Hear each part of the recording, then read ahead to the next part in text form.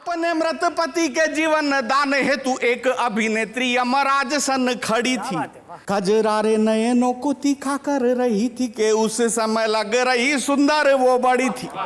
यमराज ने कहा मैं जिंदा इसे कर दूंगा, सुंदरी ये तेरी दशा नहीं देखी जाएगी, एक शर्त पर ही मैं इसे छोड़ रहा हूं कि इसे छोड़ आप मेरे साथ चली आएंगी। कॉमेडी के वीडियोस देखने के लिए हमारे चैनल को लाइक और सब्सक्राइब करें।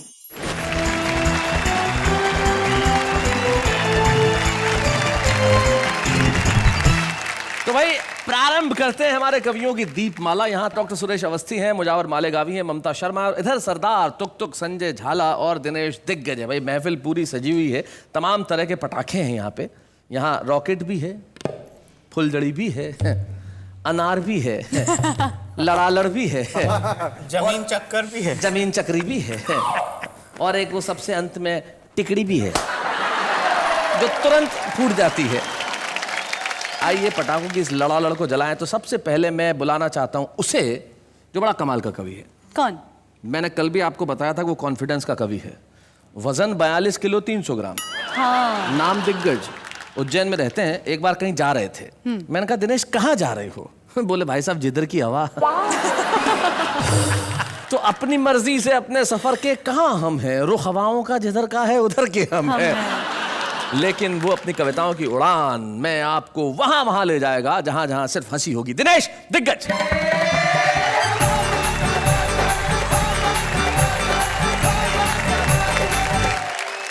तो प्रस्तुत है हमारा पहला पटाखा। बूम। दीपावली का उत्सव है, दीपावली का माहौल है, उत्सवों का माहौल है। शैलेश जी आपने बहुत अच्छा परिचय दिया, लेकिन मैं इतना जोर से नहीं बोल पाऊंगा। आप तो जानते हैं पतले वायर में से ज्यादा वोल्ट का करंट पास कर दो तो फॉल्ट होने का खतरा रहता है। अच्छे। लेकिन मैं परिचय अपनी शैली में देने की कोशिश करता हूं। जी। परिचय देखें कि जिस देश में एक डायबिटीज का मरीज नेता भी 50 करोड़ की शक्कर अकेला खा जाता हो, जिस देश के कई मास्टरों को दस्तखत करना भी नहीं आता हो, जिस देश में 80 बरस के बूढ़ों का दिल भी वैलेंटाइन डे पर मचलता हो, जिस देश में योजनाओं का जहाज भी भगवान भरोसे चलता हो, तो क्या उस देश में यह 42 किलो 300 ग्राम का सिंगल कवि देश का दिग्गज कवि नहीं हो सकता? भाई क्यों नहीं हो सकता? हो सकता है, हो सकता है, हो सकता है। आप सबने मेरी बात का समर्थन कर दिया, इसलिए आपको प्रणाम करता हूं। उत्सवों का माहौल है, इसमें ठहाके और जोड़ते हैं। स्वागत है। पिछले दिनों कलकत्ता कवि सम्मेलन से लौट कर आया, रात को 9 बजे श्रीमती जी ने डाइनिंग टेबल पर खाना लगाया। मैं अपने मित्र से मोबाइल पर बात कर रहा था, इधर श्रीमती जी की कोहनी का टल्ला मेरे सर पर चल रहा था। मुझसे कहने लगी दाल कैसी बनी, चावल कैसे बने। मैं बोला क्या खाक बने, बार बार कंकर आते हैं, बीन नहीं सकती थी क्या, भगवान ने 2 बड़ी बड़ी आंख दी है। कहने लगी चीखो मत, इस बात पर कुछ कहूंगी तो तर्क बढ़ेगा। अरे देने के नाम पे भगवान ने तुझे भी 32 दांत दिए, 2-4 चबाले, कौन सा फर्क पड़ेगा। कल श्रीमती जी ने हमारी आरती उतारी, तो हमने कहा प्रिय प्राणों से प्यारी, हम तुम बने एक दूजे के लिए, फिर क्यों जलाए तूने ये आरती के दिए। दुनिया हंसती है, उल्टा सीधा कहती है, वह जोर से चिल्लाई, दुनिया तो हर सही काम को गलत कहती है, पर मैं तो इतना जानती हूं कि उल्लू की आरती उतारो तो घर की लक्ष्मी घर में ही रहती है। अच्छा, कहा क्या जाता है, समझा क्या जाता है, सुना क्या जाता है। जी जी जी। मेरा पड़ोसी राधेलाल कल प्रातः काल महाराज के प्रवचन सुनकर आया तो झूम रहा था। शाम को देखा तो उसकी पत्नी को गोदी में उठाकर घूम रहा था। यह दृश्य देखकर मैं चीखा, चिल्लाया। मैंने कहा राधेलाल, महाराज ने प्रवचन में क्या यही बताया? अरे पत्नी को गोदी में उठाकर घूमोगे तो ये तुम्हारे सिर पर चढ़ जाएगी। राधे बोला ना, महाराज ने तो कहा है अपने दुख खुद ही उठाना सीख ले, धीरे धीरे आदत पड़ जाएगी। बहुत अच्छे। मैं, मेरी पत्नी, मेरा बेटा पूरा 2.25 टिकट महाकाल बाबा के दर्शन करने गए। जी। बच्चों का मनोविज्ञान क्या होता है आपको जोड़ने का उपक्रम करता हूं, सुने। स्वागत है। बेटे ने कहा डैडी आज पहले दर्शन करने मैं जाऊंगा, एक अठन्नी दो भगवान जी को चढ़ाऊंगा। जी। मैंने उसको एक नहीं 2 अठन्नियां दी, साथ में हिदायत भी दी कि बेटा एक अठन्नी भगवान जी को चढ़ाना, दूसरी वाली अठन्नी से अपने लिए गुब्बारे खरीद कर लाना। बेटे ने कहा डैडी आप टेंशन मत पालो, मंदिर के बाहर खड़े रहो, मेरे सैंडल संभालो, मुझे सब पता है, मैं एक अठन्नी भगवान जी को चढ़ाऊंगा, दूसरी वाली अठन्नी से अपने लिए गुब्बारे खरीद कर लाऊंगा। ये कहकर बेटे ने दोनों अठन्नियां अपनी हथेली में दबाई। अच्छा। जैसे ही मंदिर की तरफ दौड़ लगाई, तभी एक अठन्नी उसके हाथ से निकली और फिसलकर तालाब की तरफ जाने लगी। तब उस बच्चे के दिमाग में पता नहीं कौन सी बात जगी, फौरन मंदिर की तरफ हाथ उठाया, जोर से चिल्लाया, भगवान बात सच्ची और सही कह रहा हूं, पचा सको तो पचा लो, तुम्हारी वाली अठन्नी तालाब में जा रही है, बचाना हो तो बचा लो। बहुत अच्छे।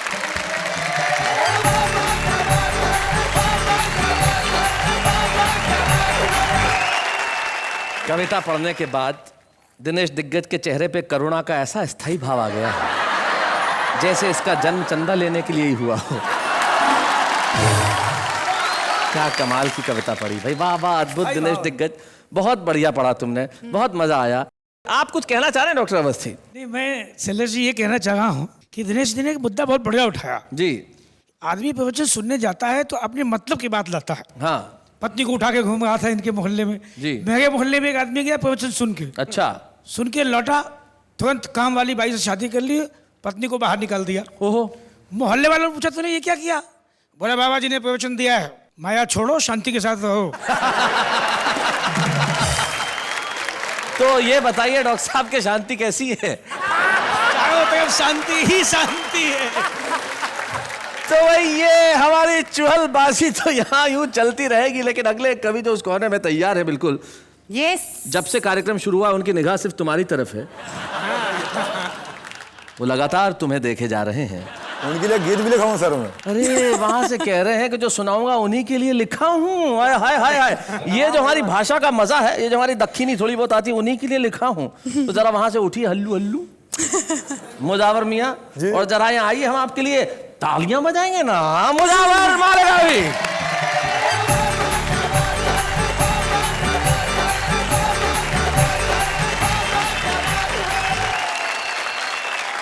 दोस्तों मैं आपको एक बात बताना चाहता हूँ कि दिवाली का जो त्यौहार है ये रोशनी वाला त्यौहार है, मोहब्बतों वाला त्यौहार है, और दिवाली मनाने में तब मजा आता है जब रात काली हो। क्या बात है, वाह। अमावस्या की रात को हम दिवाली मनाते हैं, बिल्कुल। तो मैं 4 लाइन पढ़ दो, देखिएगा। हम सीधे साधे लोग जमाने के काम आए, जो गो कर जो कर बने तो सबको हंसाने के काम आए। और काली कलूटी बीवी को हरगिज न छोड़ना। काली कलूटी बीवी को हरगिज न छोड़ना, मुमकिन है दुश्मनों को डराने के काम आए।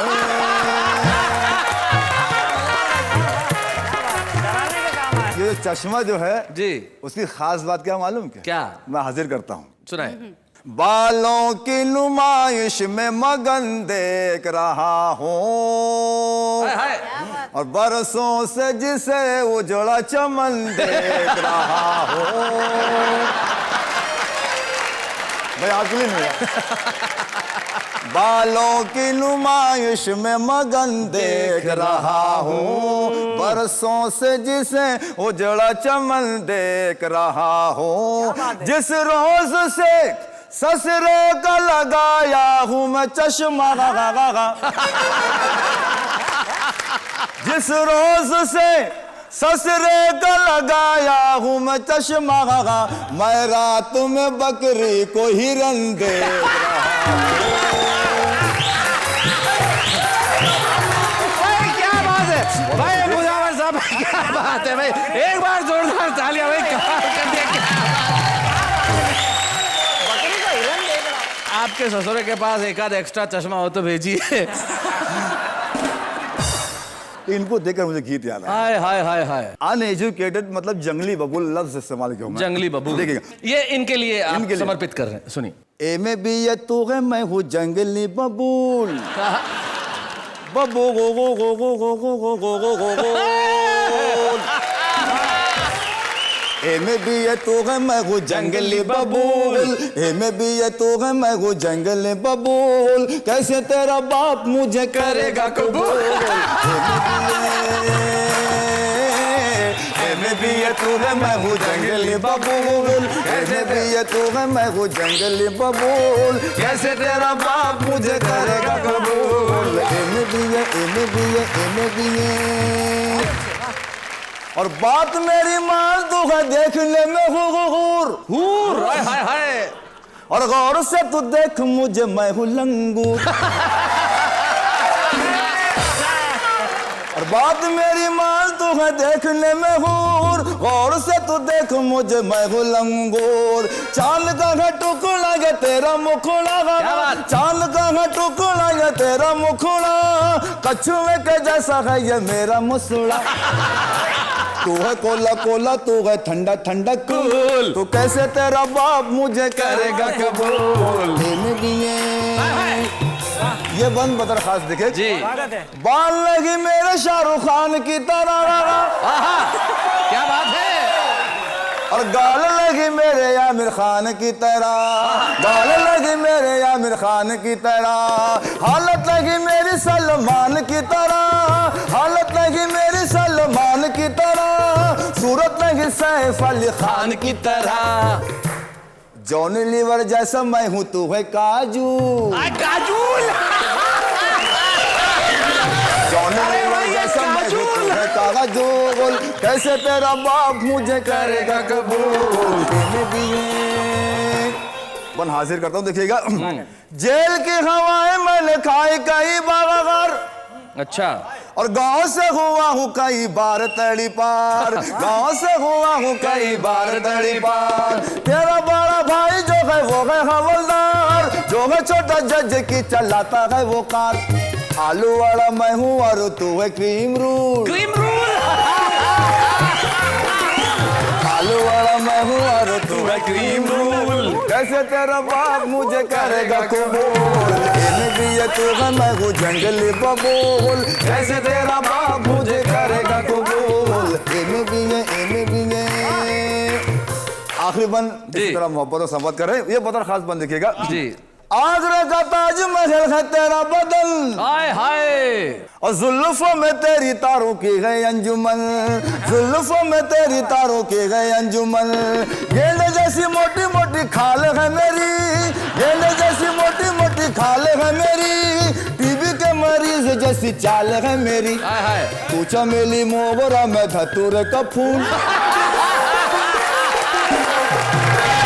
चमेली मोगरा में धतूरे का फूल। कैसे तेरा बाप मुझे करेगा कबूल। इन्हें भी ये तू है, मैं हूँ जंगली बबूल। कैसे तेरा बाप मुझे करेगा कबूल। कैसे तेरा बाप मुझे करेगा कबूल। क्या बात है।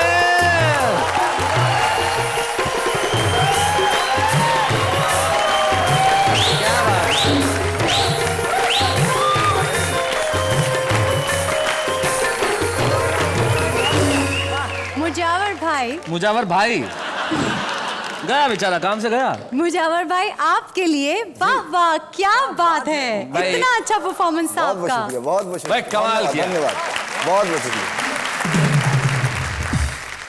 एक बार एक आदमी ने अखबार में विज्ञापन दिया था कि पत्नी चाहिए। उसके पास 150 लेटर आ गए, हमारी ले जा।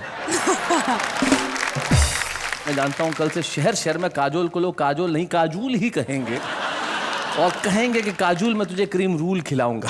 आपने जो एक नया मुहावरा गढ़ा है, नई भाषा गढ़ी है, उसके लिए वाह वाह, क्या बात है। और आइए अब मिलते हैं हम एक ऐसे कवि से जो नए नए मुहावरे गढ़ता है अपने अंदाज में। उसकी कविता में नाट्य होता है, उसकी कविता में अभिनय होता है, उसकी कविता में आवाज का उतार चढ़ाव होता है। कविताएं सुनाता है तो ऐसा लगता है कि आप वहां पे उपस्थित हैं और वो हमारे यहाँ उपस्थित है। एक ऐसा कवि जिसे मैं प्यार से आलू कहता हूँ। आलू। और आलू इसलिए कहता हूँ कि आलू बहुत समाजवादी होता है। जरा उठो लाला, संजय झाला।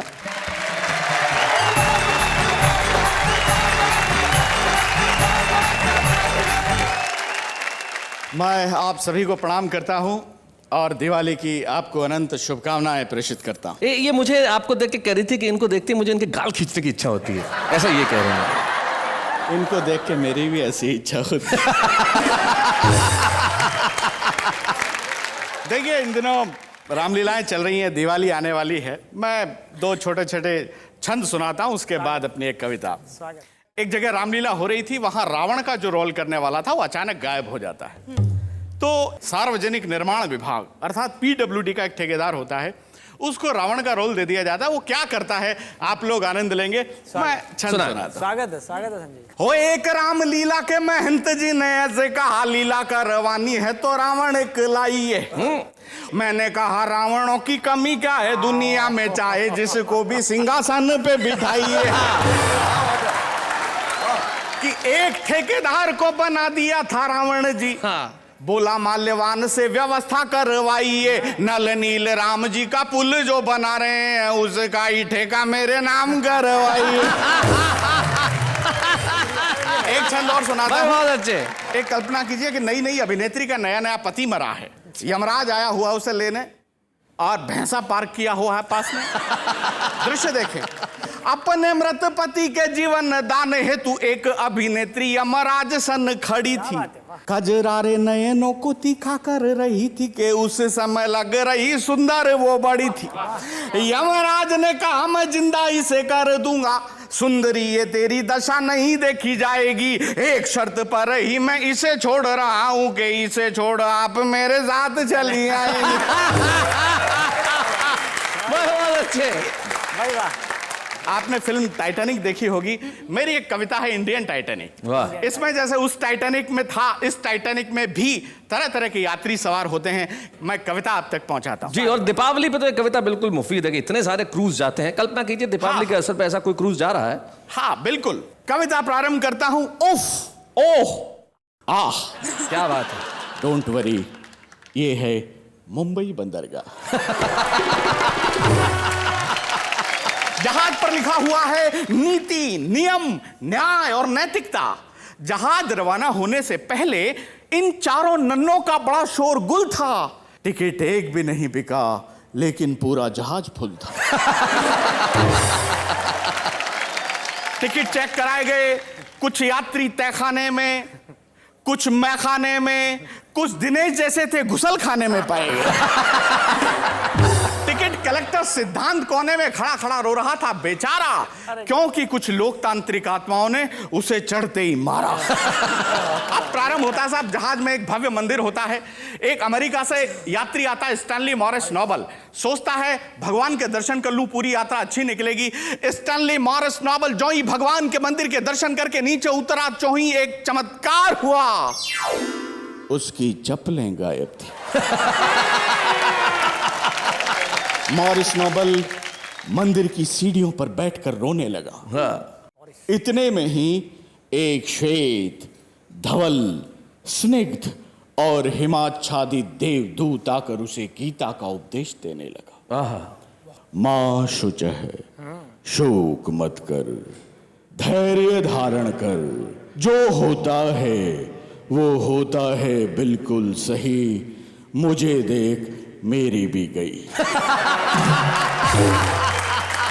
बहुत अच्छे। तुच्छ चप्पल के लिए आंसू बहा रहा है, मुझे देख क्या मैं रो रहा हूं? मैं रो नहीं रहा हूं, इसका मतलब ये नहीं है कि मैं आदमी बड़ा हार्ड हूं। मैं रो नहीं सकता क्योंकि मैं यहां का सुरक्षा गार्ड हूं। थोड़ा गम खा, थोड़ा ठहर ले, जुगाड़ होते ही किसी की भी पहन ले। और ये बात मैंने किसी से नहीं कहन रखी है, मुझे देख मैंने भी ऐसे ही पहन रखी है। मॉरिस नोबल बुलाओ, मैन तुमने जो कहा है वो बात एकदम सही है, लेकिन तुमने जो पहन रखा है अब उनका यही है। अब जहाज आगे बढ़ता है, उसमें प्रेमी प्रेमिका, कितने शानदार प्रेमी प्रेमिका होते हैं। एक प्रेमी अपनी प्रेमिका से बोले तुझसे प्यार करके तो मेरी तकदीर ही जाग गई। मैंने तुझे इतने लव लेटर पोस्ट किए कि तू पोस्टमैन के साथ भाग गई। अब ऐसा कर, मैंने तुझे जितने भी लव लेटर लिखे थे वो सब मुझे वापस कर दे। प्रेमिका हड़बड़ाई घबराई चिल्लाई, लव लेटर लेके क्या करेगा? आहें भरेगा, मरेगा या ब्लैकमेल करेगा? प्रेमी चूंकि राजस्थानी था, बड़ा इंटेलिजेंट था, बोले ना बंदा आहें भरेगा, न मरेगा, न ब्लैकमेल करेगा, बस तेरा नाम काट के दूसरी का भरेगा। इतने में ही घोषणा होती है, passenger may I have attention please. हम आप सबके आभारी हैं क्योंकि आप जहाज पर भारी हैं। डूबने के 100% आत्मविश्वास और भरोसे के साथ ये घोषणा की जाती है, ये जहाज निश्चित रूप से डूबेगा क्योंकि ये सरकारी है। क्या बात है। ये घोषणा सुनकर यात्री जागने लगे, इधर उधर भागने लगे। पुलिस वालों की ड्यूटी थी कि यात्रियों को सुरक्षित नावों से किनारों तक पहुंचाएंगे। पुलिस वालों ने कहा यात्रियों की ऐसी की तैसी पहले हम जाए। अब आप स्थिति देखें, सारे पुलिस वाले नाव में बैठ गए हैं, एक ही नाव है और उसमें कोई भी अतिरिक्त आदमी बैठ जाता तो नाव डूब सकती थी। दृश्य देखें, ऊपर से यात्री चिल्ला रहे थे बचाओ बचाओ बचाओ। नीचे से एक पुलिस वाला बोला पहले 50 का नोट लाओ। पुलिस वाले का बलिदान देखें, यात्री ने 50 का नोट निकाला ताजा और पुलिस वाले ने कहा ऐसा कर, तेरी जगह मैं डूब जाऊंगा, तू मेरी जगह आ जा। इतने में ही बगल वाला पुलिस वाला बोला क्यों बे, 50 रुपए के लिए अपनी जान दे रहा है, जान देने के पीछे तेरी क्या रजा है? और पुलिस वाला बोला अगर फोकट का माल जेब में हो तो डूबने में भी मजा है। क्या बात है। डूबने में भी मजा है।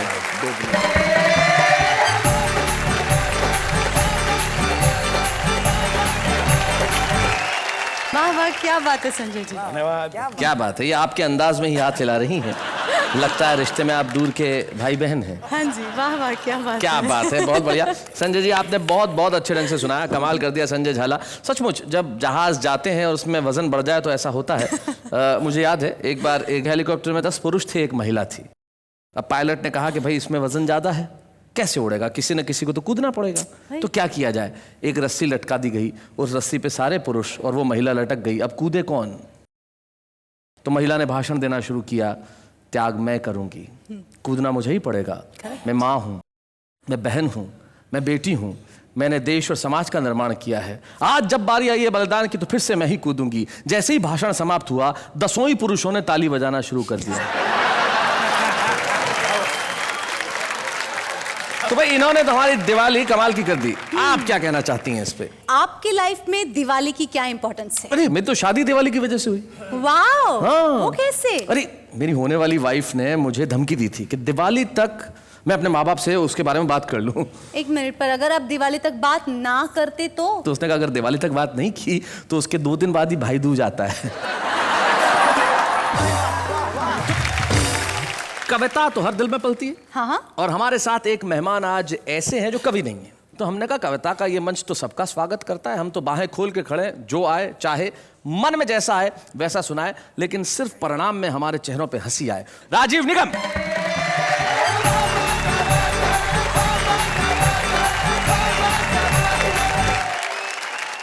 दीपावली के इस खास पावन पर्व पर ये मंच सजा हुआ है, सभी लोगों को मैं प्रणाम करता हूँ। नमस्कार। और दीपावली की आप सभी को बहुत शुभकामनाएं देता हूँ। कितनी लाइटिंग वाइटिंग कर रखी है, कितने लैंप जल रहे हैं। वैसे इतने जलाने की क्या ज़रूरत थी, एक हेलोजन ही काफ़ी था। तो चलिए सबसे पहले मैं अपना परिचय देना चाहूँगा कि मेरा नाम राजीव निगम है। मैं एक शादीशुदा व्यक्ति हूँ जी। इसमें हंसने की कोई बात नहीं है। मेरी भी एक प्राइवेट पत्नी है। प्राइवेट? जी हाँ, प्राइवेट है। सबकी प्राइवेट होती है, सरकारी किसी की नहीं होती है। दिवाली का दिन यूपी के लिए बड़ा खास होता है जी, क्योंकि यही वो दिन होता है जब यूपी में कहीं पर अंधेरा नहीं होता। बहुत अच्छे। लाइट से लोग इतना त्रस्त हैं कि पूछिए मत, और लाइट के बिल से उससे ज्यादा त्रस्त हैं। जी। एक शख्स तो चिल्ला रहा था, कहने लगा ये देखो मेरा लाइट का बिल 50 रुपए आ गया। मैं बोला इस महंगाई के जमाने में 50 रुपए में ये हालत हो रही है? बोले भाई साहब आपको पता नहीं है, सिर्फ कैंडल और माचिस ढूंढने के लिए लाइट जलाता हूँ फिर बंद कर देता हूँ। पीछे से दूसरा आदमी चिल्लाया 50 रुपए तो छोड़ो, मेरा बिल देखो 20 रुपए आया है। हमने कहा 20 रुपए में तू चिल्ला रहा? बोले भाई साहब आपको पता नहीं मेरे घर में लाइट का कनेक्शन ही नहीं है, फिर भी बिल भेज दिया। बहुत भाई अच्छे। राजीव जी बहुत अच्छे। दिवाली के लिए मैं अपने बच्चों को लेकर के बाजार गया, फुलझड़ी अनार पटाखे वगैरह दिला रहा था। तभी मैंने देखा पड़ोस में एक महिला अपने 4 बच्चों के साथ शॉपिंग कर रही थी। अच्छा, लेकिन खास बात यह थी कि उन चारों बच्चों में 5-5 साल का अंतर था। मैंने मोहतरमा से पूछा, हमने कहा मैडम ये चारों बच्चों के बीच में 5-5 साल का अंतर मेंटेन कैसे किया? बोली वेरी सिंपल, मेरे पति एमएलए हैं। मेरे पति एमएलए हैं, 5 साल में सिर्फ एक ही बार आते हैं। तभी पीछे से देखा एक 3 साल का बच्चा मम्मी मम्मी कहते हुए आगे आया। मैं बोला ये 3 साल का ये क्या है? बोले देश में कभी कभी मध्यावधि चुनाव भी हो जाते हैं। और वैसे देखा जाए आजकल हर पत्नी अपने आप में रानी लक्ष्मीबाई है। क्या बात। बच्चे को बाई की गोद में डालकर पति की लक्ष्मी निकाल के रानी बनी घूम रही है। क्या बात है, बहुत बढ़िया। अच्छी बात है। तो मेरी भी जो पत्नी है, मैं आपको बता दूं कि बड़ी प्यारी है, बड़ी सुंदर है, चिकनी, बम पटाखा आइटम है एकदम। ऐसा मेरे मोहल्ले के लड़के बोलते हैं। लेकिन ऐसी बात नहीं कि मेरी पत्नी सुंदर नहीं है। मेरी पत्नी मेरे बॉस की पत्नी से ज्यादा सुंदर है, ऐसा मेरा बॉस बोलता है। जबकि हकीकत यह है कि वो 1 नंबर की कामचोर, दुष्ट, निकम्मी, नालायक, ऐसा तो मैं बोल ही नहीं सकता, मेरी माँ बोलती है। अब आप सोचते होंगे कि मैं क्या बोलता हूं, तो मेरी इतनी हिम्मत कहां कि उसके सामने मैं कुछ बोलूं। दूसरे की पत्नी के बारे में सुन के बड़ा मजा आ रहा है। तो मैं ये बता दूं कि ये मेरी पत्नी का किस्सा नहीं, ये दिग्गज साहब बैठे हैं, बोलना भूल गए थे, उनकी पत्नी का किस्सा है। तो चलिए आगे बढ़ते हैं। दीपावली का त्योहार जी, समय और वक्त के साथ कितना बदलता चला गया, वो मैं आपको कुछ पंक्तियों में बताऊंगा। बचपन में दिवाली के आते ही हम सब बड़ा खुश होते थे, बड़ा आनंदित होते थे। हमारे पिताजी एक थान से कई मीटर कपड़ा लाते थे और चारों बच्चों को काट कर उसी से कपड़े सिलवाते थे। क्या जूते का फटा हुआ तला दिवाली में ही सिला जाता था। क्या बात है। और मेरे पिता खुद पॉलिश लेकर के सारे बच्चों के जूते चमकाते थे। वाह वाह वाह वाह वाह, बहुत। मेरे पिता खुद पॉलिश लेके सारे बच्चों के जूते चमकाते थे। एक फुलझड़ी में आधी देर भैया और आधी देर हम जलाते थे। इस तरह कुछ फुलझड़ियों में ही हम शान से दिवाली मनाते थे। क्या बात है, वाह वाह वाह वाह। मेरी माँ चौके में तरह तरह के पकवान बनाती थी और बच्चों को बड़े प्यार से खिलाती थी। फिर मेरे पिता साइकिल के अगले हिस्से में 2 बच्चों को बिठाकर और पिछले हिस्से में 2 को बिठाकर पूरी शहर में आतिशबाजी दिखाते थे। वाह वाह वाह। और वापस आते समय कुछ मूंगफलियां खरीद करके हम लोगों की जेब में डाल देते। क्या बात है, बहुत अच्छे, बहुत बढ़िया। राजीव जी बहुत अच्छे। और उन जेबों को हम भरा हुआ खजाना समझकर खूब इतराते थे। बड़े शान से दिवाली मनाते थे। बड़े शान से दिवाली मनाते थे। भाई क्या बात है। लेकिन अब हम दिवाली मनाने में बड़े कच्चे हैं, क्योंकि मेरे पास एक मुम्मैया पत्नी और 2 मुम्मैया बच्चे हैं। वाह वाह वाह वाह। मेरा बड़ा बेटा दिवाली के दिन मेरा क्रेडिट कार्ड ले जाता है और 10,000 के जूते और जीन्स खुद ही खरीद लाता है। और मेरा छोटा बेटा ड्राइवर के साथ दोस्तों के यहाँ दिवाली पार्टी मनाने जाता है और 20,000 का चूना लगा आता है। मेरी पत्नी पकवान बनाने की जगह होटल से ऑर्डर करके खाना मंगवाती हैं वाह। और खुद किटी दोस्तों के साथ में पत्ते खेलने चली जाती हैं। क्या बात है भाई, बहुत अच्छा। दियों की जगह दिल जलता है। 50,000 खर्च करने के बाद भी मैं अपने आप को घर में अकेला पाता हूँ। पहली जैसी दिवाली अब नहीं मना पाता। वाह वाह वाह वाह, बहुत बढ़िया।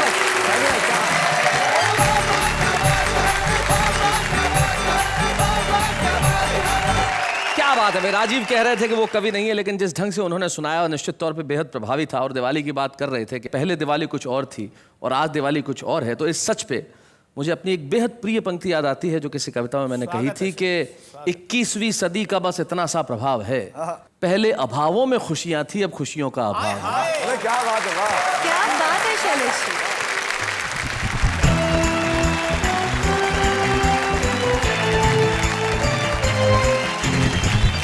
भाई दिवाली का माहौल है और दिवाली के माहौल पे सिर्फ पटाखों की आवाज ही नहीं होती, इन दिनों आपके घरों में आवाज हो रही है ठहाकों की भी, क्योंकि आपके साथ है वाह वाह क्या बात है। शैलेशी जी। अगर आपको दिवाली पे सिर्फ एक चीज लेने की इजाजत दी जाए तो आप कौन सी चीज लेंगे? आपसे दूर होने की इजाजत। नहीं, मेरे कहने का मतलब ये सवाल तो मुझे आपसे करना चाहिए कि अगर आप सिर्फ एक चीज लेने की इजाजत हो आप तो क्या लेंगे आप? मैं बिना लिमिट का क्रेडिट कार्ड। क्यों, मैंने जो आपको दे रखा है वो आपने खो दिया है?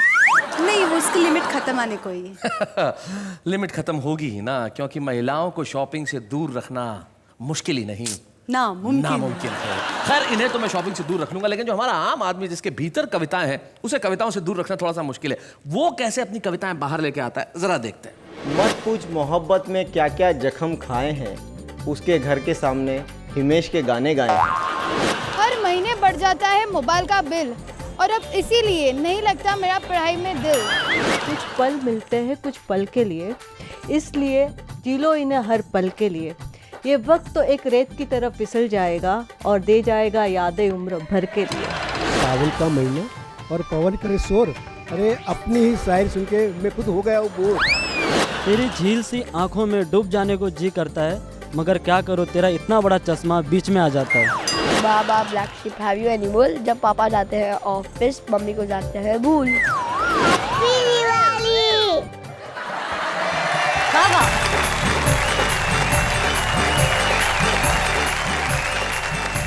कितनी अच्छी होती है मैंगो आदमी की कविताएं। मैंगो आदमी, भाई वाह, क्या प्रयोग किया है भाई, वाह वाह वाह। ये अनुवाद बड़ा कमाल का है। जैसे लोग जब अनुवाद करते हैं तो किसी भी तरीके से कर सकते हैं, राइट? जब एक आदमी से पूछा गया कि जब एक काम हुआ, पहले हुआ फिर नहीं हुआ और फिर जब हुआ तो बहुत बार बार हुआ, तो इसका अनुवाद कीजिए। उसने कहा work first not done, when it is done done done done done done done. तो ये उसी तरह का अनुवाद था। लेकिन आम आदमी अपनी कविताएं इसलिए सुनाता है कि उसमें कहीं चाह है कि वो प्रसिद्ध हो। हमारे ऐसे ही मित्र हमारे एक साथ हैं जिन्होंने अभिनय के क्षेत्र में बड़ा नाम किया है। उन्होंने बहुत सारे सीरियल्स में अभिनय किया, कुछ अंतर्राष्ट्रीय फिल्मों में अभिनय किया, लेकिन आपके दिलों पे छा गए वो सिर्फ एक नाम से, पत्रकार पोपटलाल यानी कि श्याम पाठक।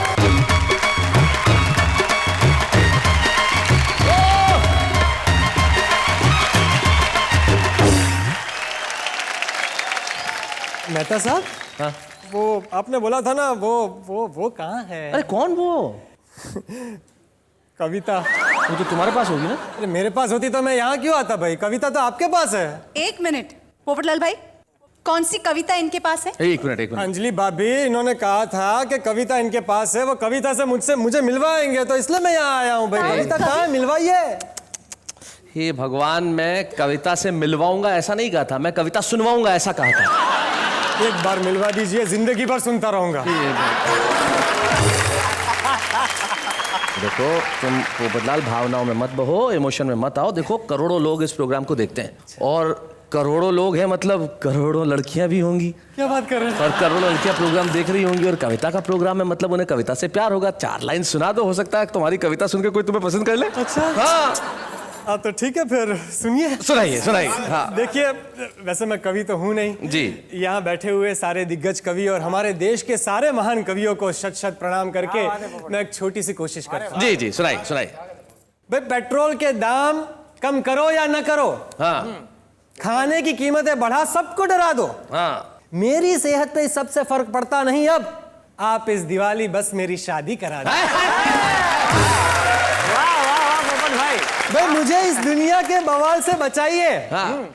मुझे और कुछ नहीं, बस एक बीवी चाहिए। तो यहाँ बैठी सारी महिलाएं जरा गौर कीजिएगा, मुझे और कुछ नहीं, बस एक बीवी चाहिए।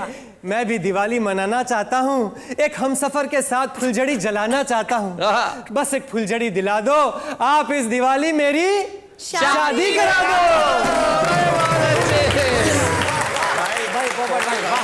भले ही शादी के बाद हर आदमी का मामला चौपट होता है, पर शादी के पहले हर आदमी पोपट होता है। Thank you so very much यहाँ आने के लिए, thank you so very much. क्या बात है, वाह।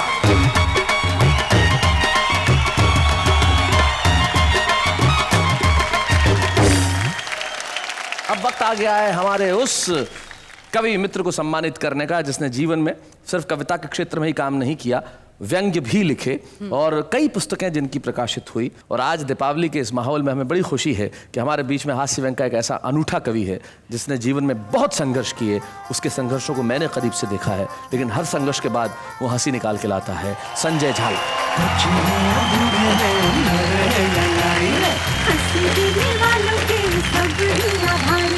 कविता सुनाने वाले अब सबके साथ हैं। संजय, हम आपका स्वागत करते हैं और जैसी की परंपरा है कि परिवार का एक सदस्य यहाँ उपस्थित रहता है और आपकी जीवन संगिनी यहाँ उपस्थित है, मुझे बड़ी खुशी होगी छाया को यहाँ बुलाने में। छाया जी आइए।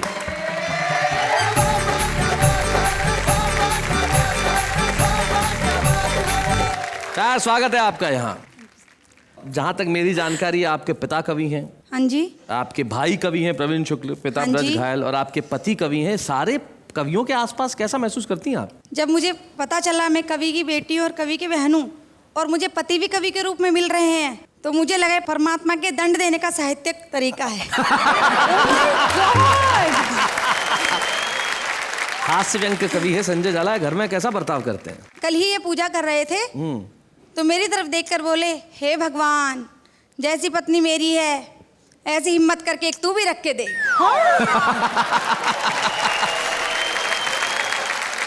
अच्छा, आपके दो बेटे हैं ईशान और अभिसार। हाँ जी। भाई पिता कवि, भाई कवि, आपका ये कवि, तो उसमें उनमें कुछ कविता के गुण आए हैं क्या?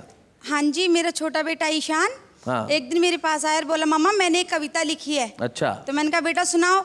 बोला, मम्मा मैं आपका और शानू भैया बाप का। क्या कविता है भाई, बहुत अच्छे, क्या बात है। इस दिवाली की आपको ढेर सारी शुभकामनाएं, आपके जीवन में बेहद आनंद बना रहे, उत्सव रहे हमेशा। रमेश गुप्ता चातक कहते हैं कि हो चाहे तिमिर घना, दीपावली कायम रहे, जिंदगी के इस नगर में एक गली कायम रहे। और परछाइयां कहने लगी ये तो समय का फेर है, हो चाहे बीमार जितने, जिंदा दिली कायम रहे। वाह वाह, क्या बात है। कायम रहेंगे हम भी और कायम रहेंगे आप भी, हम हंसाने के लिए और आप हंसने के लिए। अगले शनिवार रात ठीक 10 बजे उसी कार्यक्रम में जिसका नाम है वाह वाह क्या बात है।